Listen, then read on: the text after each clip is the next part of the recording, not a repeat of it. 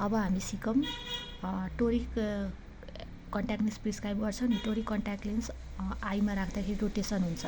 Rotation भयो भने चाहिँ फाइनल टोरी कन्ट्याक्ट लेन्सको एक्सिस कति हुन्छ भनेर कसरी पत्ता नगर्ने। Suppose power of prescribe glass चाहिँ -2 -1 एट 90 छ। सो कन्ट्याक्ट लेन्सको पावर कति भयो, -2 -1 एट 90 नै भयो, किनभने -4 भन्दा बढी छैन, एक्सिस चेन्ज हुँदैन, पावरहरू पनि चेन्ज हुँदैन।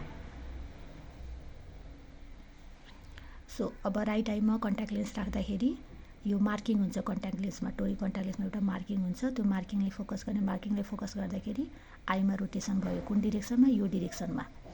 राइटमा पनि यो डिरेक्सनमा रोटेसन भयो, लेफ्टमा पनि यही डिरेक्सनमा रोटेसन भयो। ल अब कसरी गर्ने? यो चाहिँ यतापट्टि रोटेट भएको भन्दाखेरि क्लकवाइज रोटेसन भयो। सपोज 20 डिग्री रोटेसन भयो भनेपछि हामी के गर्ने? प्रिस्क्राइबको चाहिँ 90 डिग्री एक्सिस छ नि त, 90 डिग्री प्लस 20 डिग्री रोटेसन भयो भने चाहिँ 110 degree. Final axis of toric contact lens to be dispatch कति भयो? 110 डिग्री। अब यसको एउटा रुल हुन्छ CAS rule, that is clockwise rotation भयो भने एड गर्ने, एन्टी क्लकवाइज रोटेसन भयो भने सबट्र्याक्ट गर्ने।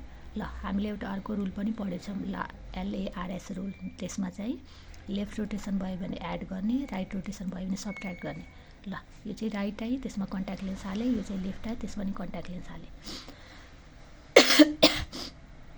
राइटमा पनि यतापट्टि मुभ भयो, लेफ्टमा पनि यतापट्टि मुभ भयो।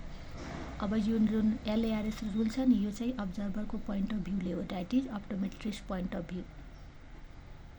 अब मेरो राइट चाहिँ यो साइडमा छ, मेरो लेफ्ट चाहिँ यो साइडमा छ, त्यही भएर यतापट्टि रोटेट भयो भने लेफ्ट भयो, यतापट्टि रोटेट भयो भने राइट भयो। अब लेफ्ट रोटेसन भयो भने एड गर्नु, राइट रोटेसन भयो भने सबट्र्याक्ट गर्नु।